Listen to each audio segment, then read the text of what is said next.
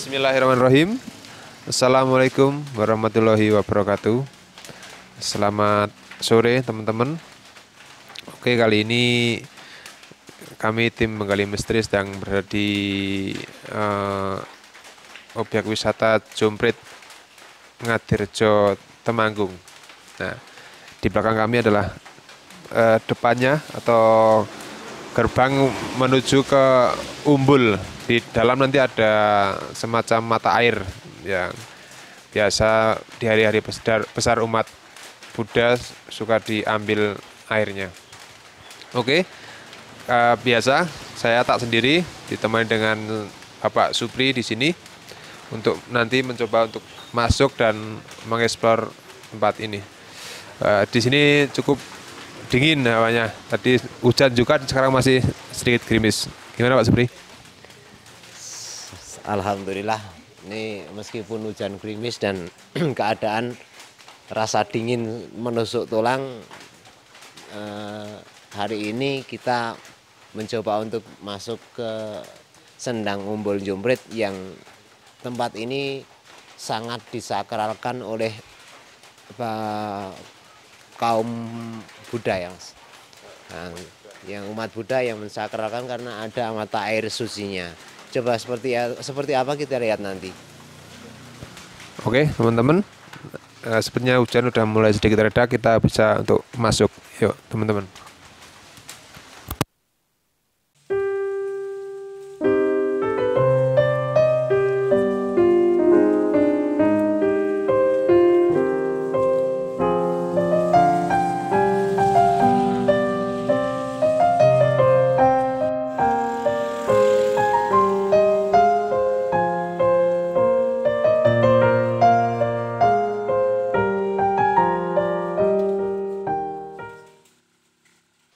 Oke, kita lanjutkan teman-teman.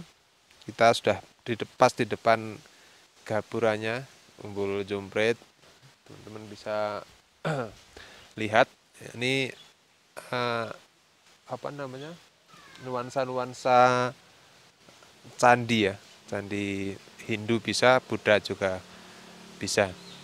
Mungkin teman-teman yang pernah lewat sini mau ke objek wisata Teh Tambi pernah lewat sini yang banyak monyet-monyetnya, biasanya juga ke jalan-jalan juga. Gimana menurut Pak Supri melihat Umbul Jomprit ini, menurut sejarahnya gimana Pak? Ini tuh dulunya gimana, kemudian tempat untuk apa Pak? Oke, untuk Umbul Jomprit ini sebenarnya merupakan salah satu makam atau salah satu pemakaman seorang tokoh yang dulunya sangat dihormati di kalangan masyarakat lereng Sindoro dan Sumbing.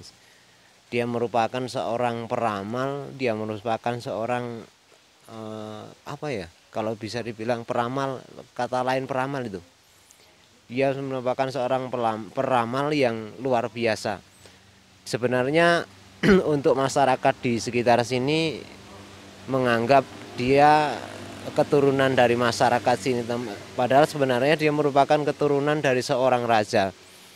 Untuk mengaplikasikan ilmunya, dia keluar dari lingkungan keluarganya, kemudian dia pergi, kemudian tinggal di lereng Sindoro sini, dan dia meninggal kemudian dimakamkan di sini. Makanya kalau di sini wisata alam atau warna wisata yang disuguhkan di sini itu, pertama kita bisa ke Sendang Umbul Jomprit yang di sana merupakan sendang yang sangat sakral, karena sendang tersebut setiap upacara Waisak di Candi Borobudur khususnya itu airnya mengambil dari sini.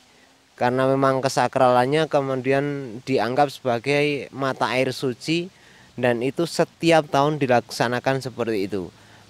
Bahkan dulu kan pernah untuk mencoba mengambil air suci dari Jomprit ini dengan cara untuk mengambil dengan menyalurkan peralon.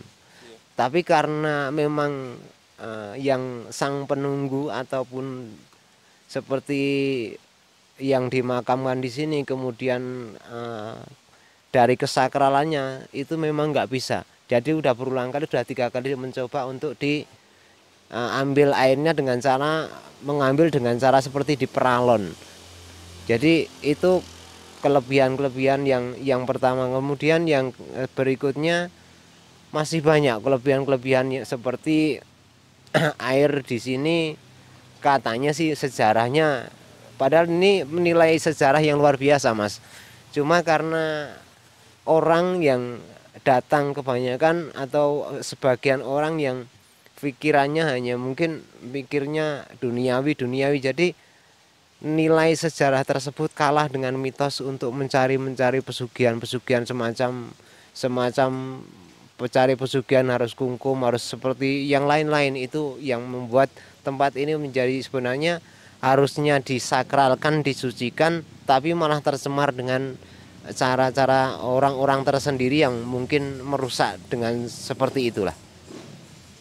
Oke, tadi sudah dijelaskan oleh Pak Supri, teman-teman. Nanti kita coba untuk melihat. Berarti di dalamnya ada juga, makamnya juga, Pak?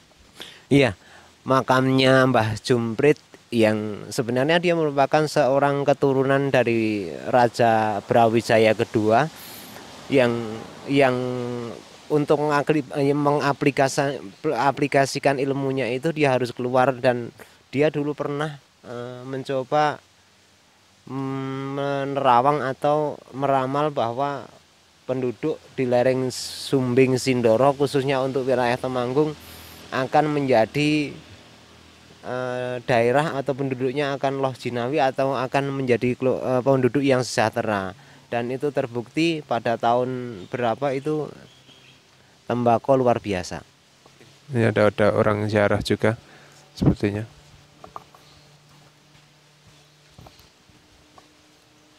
Oke, monggo. Oke, teman-teman, kita coba untuk masuk.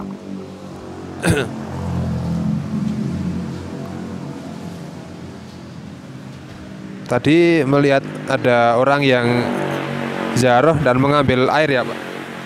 Itu bukan ziarah, jadi dia mengambil mandi kungkum di sendang, kemudian mengambil air suci tersebut mungkin sebagai perantara ataupun sebagai wasilah, ataupun mungkin ada perintah dari sesepuh yang dimintai petuahnya harus ada air yang diambil dari sini, seperti itu. Ini bisa dilihat teman-teman.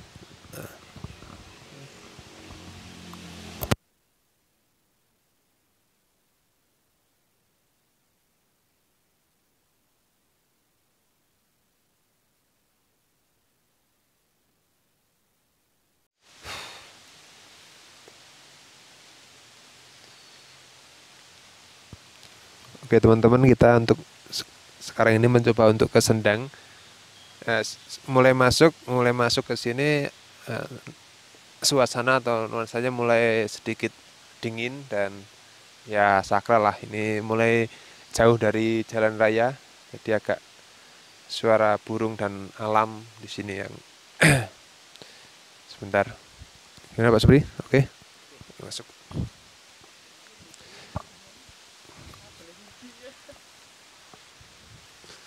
Bisa diceritakan Pak Supri, biasanya orang-orang yang kesini untuk ambil air itu digunakan untuk apa Pak Supri? Biasanya untuk sebagai syarat, mungkin sebagai pertama untuk orang dagang, kemungkinan seperti dagang model kayak bakso atau model kayak apa. Jadi untuk seperti itu jadikan campuran untuk kuahnya kadang, atau sebagai syarat orang yang mencari kelarisan dalam menjadi seorang penari ataupun semacam itulah. Jadi banyak unsurnya, karena memang kesakralan dari makam ini benar-benar sakral dan sebagai air, sumber mata air yang suci nih.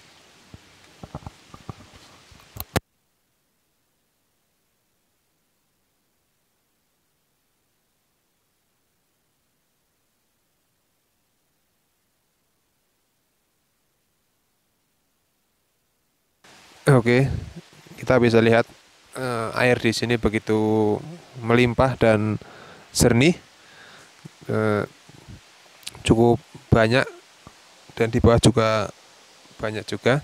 Nah, di sini adalah sendangnya atau pusat mata airnya.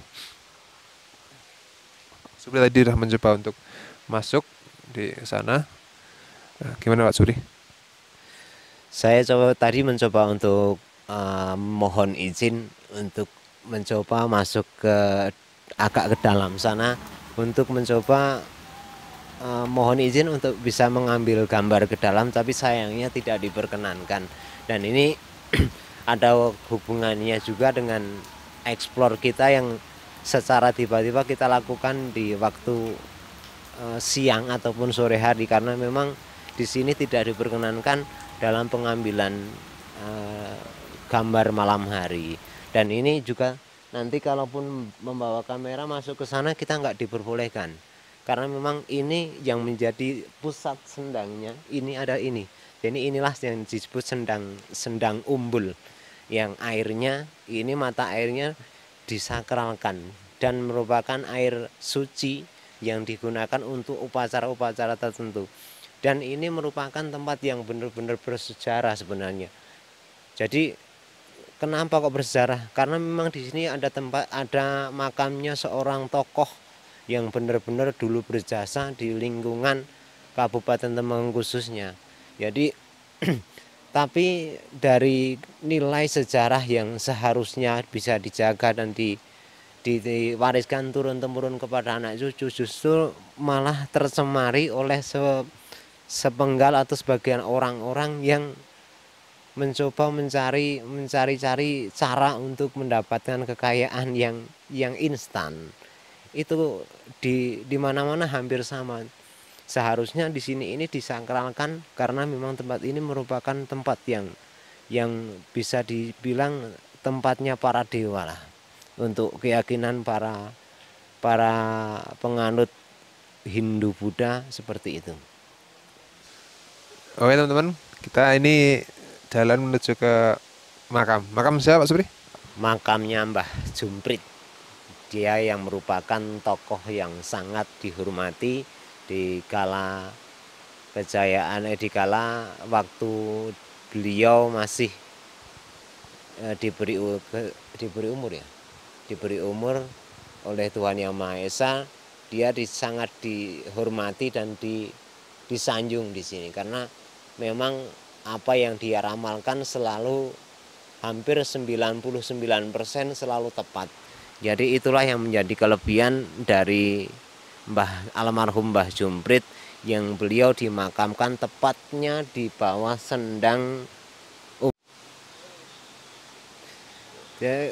Kita sebenarnya tadi kepingin masuk ke dalam dan untuk mengambil gambarnya, tapi karena memang tempat ini disakralkan dan tempat ini memang benar-benar menjadi tempat yang luar biasa sakralnya. Jadi airnya pun disucikan, bahkan tempatnya pun sangat punya nama lah di tempat ini. Sedangkan untuk mengambil gambarnya di sana kita nggak berani, bukan karena kita takut, tapi kita menghormati antara sesama pemeluk agama lah.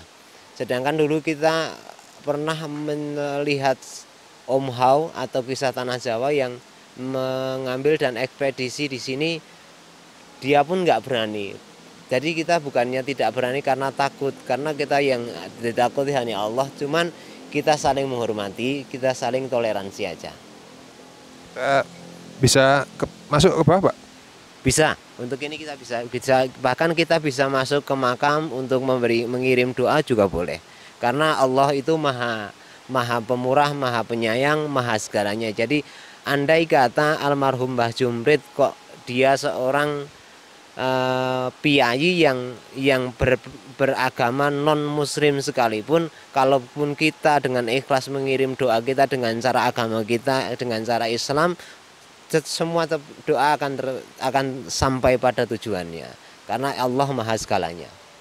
Oke teman-teman, karena ini jalannya cukup curam, nanti kita ambil gambarnya di bawah aja. Kita hati-hati karena cukup hujan dan habis hujan. Oke, yuk.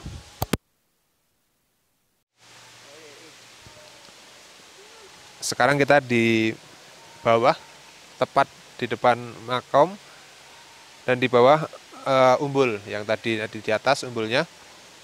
Nah, di sini udah mata airnya cukup jernih dan jadi banyak disalur warga. Kalau dari sini udah bisa untuk sumber airnya bisa digunakan oleh warga di sekitar sini. Ini di depan makamnya, nanti Pak Supri akan mencoba masuk, tapi saya akan di luar aja biar Pak Supri yang masuk ke dalam. Gimana Supri? Pak Supri ingin mencoba untuk masuk ke makamnya? Iya, saya akan mencoba masuk ke makamnya, tapi untuk yang di atas mohon maaf. Tadi sebenarnya saya kepingin masuk ke guanya, kepingin mengambil gambarnya, cuman sayangnya tidak diperkenankan, dan tadi ada sedikit gesekan energi dan sempat membuat kurang enak perut nih.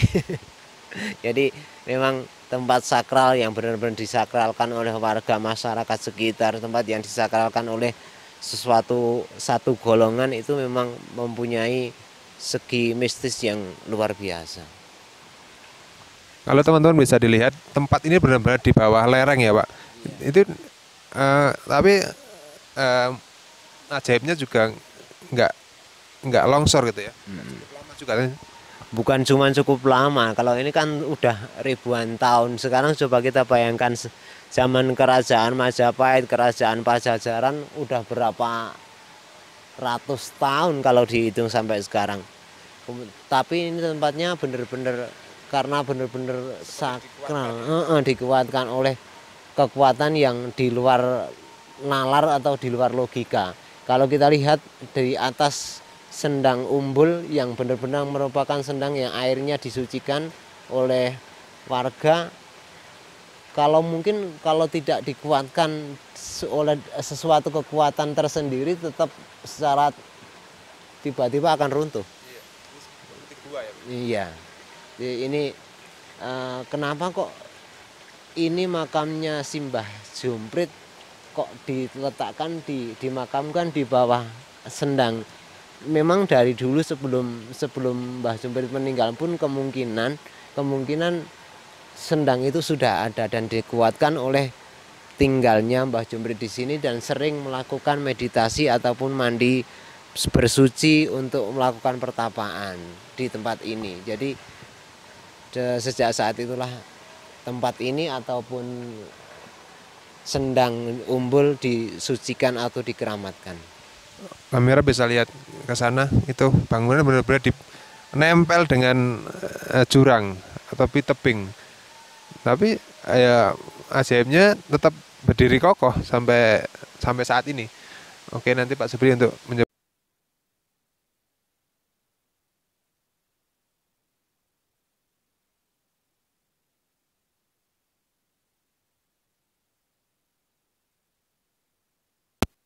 Kalau di daerah sini memang biasanya monyet-monyet ini aktif di sekitaran sini, dan itu merupakan penderek atau pengikutnya Simbah Jumprit yang dimakamkan di sini sebenarnya.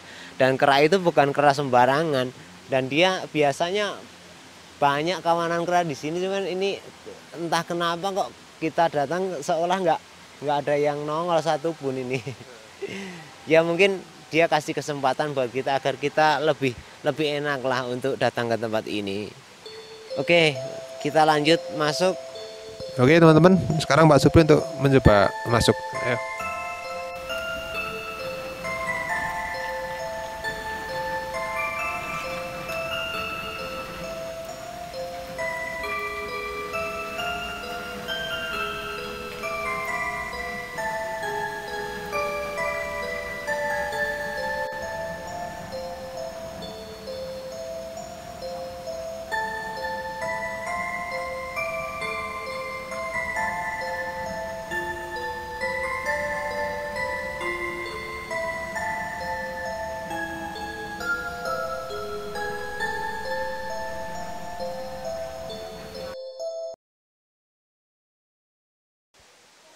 Oke teman-teman, tadi Pak Supri udah mencoba masuk ke makam Ki Jumprit ya Pak Supri. Sebenarnya kita di sini cukup. Gimana Pak Supri tadi? Pengalaman Pak Supri masuk ke makamnya Ki Jumprit tadi? Ya, untuk makam Ki Jumprit yang dimakamkan tepat di bawah Sendang Umbul itu sebenarnya kan makam seorang tokoh besar, seorang pendeta lah, seorang peramal yang sangat disegani, sangat dihormati, sangat disanjung, pokoknya di luar biasakan di daerah sini. Harusnya kan kalau orang yang datang itu kan datang memberikan mendoakan untuk almarhum agar beliau diberikan tempat yang selayaknya di sisi Tuhan. Cuman kadang kebanyakan orang yang datang ke sini mereka justru malah permintaannya beda. Jadi mitos tentang pesugihan, orang yang datang ke sini untuk mencari pesugihan sebenarnya itu cuma pemanfaatan orang-orang yang memang pikirannya udah buta mata hatinya, kemudian dimanfaatkan juga oleh para demit-demit yang memang berdomisili tinggal di tempat ini, yang malah memanfaatkan orang yang memang hatinya udah buta lah. Jadi dia sebenarnya enggak, ini kalau dibilang ini tempat untuk mencari pesugihan, kalau menurut saya enggak benar, karena ini tempatnya benar-benar tempat sakral. Makamnya seorang, kalau kita bandingkan seperti kalau di agama kita para wali lah, dia makamnya para wali kan kok dijadikan tempat pesugihan, kan udah kalau dipikir secara logika saja udah nggak gathuk, nah nggak bener lah. Nah, makanya kalau orang ada yang bilang sini tempat pesugihan lah, itu kan orang-orang yang memang udah pikirannya kotor, kemudian dia datang ke sini terus dimanfaatkan oleh para demit yang menunggu di sekitaran sini, bukannya oleh Mbah Jumprit yang merupakan tokoh terhormat, itu bukan yang memberi kesugihan. Kemudian untuk orang yang untuk mencari sesuatu khususnya, dia bisa jadi orang tua lah, menolong seseorang yang mungkin menjadi dukun pengobatan di sini. Dia akan mencoba kungkum di sendang sini, dan mungkin ada ritual-ritual khusus seperti itu. Oke teman-teman, sepertinya cukup ya explore kita sore ini di Sendang Jumprit atau Umbul Jumprit, karena di sini memang nggak bisa untuk explore malam hari, jadi kita sore hari ke sini. Oke teman-teman, cukup. Kalau ada pesan-pesan untuk kami tim menggali misteri, bisa komen di kolom komentar. Jangan lupa untuk subscribe dan pencet tombol loncengnya biar kami semangat membuat konten-konten yang bermanfaat buat teman-teman di rumah. Oke, bila kami ada salah, kami mohon maaf. Saya akhiri. Assalamualaikum warahmatullahi wabarakatuh. Salam misteri.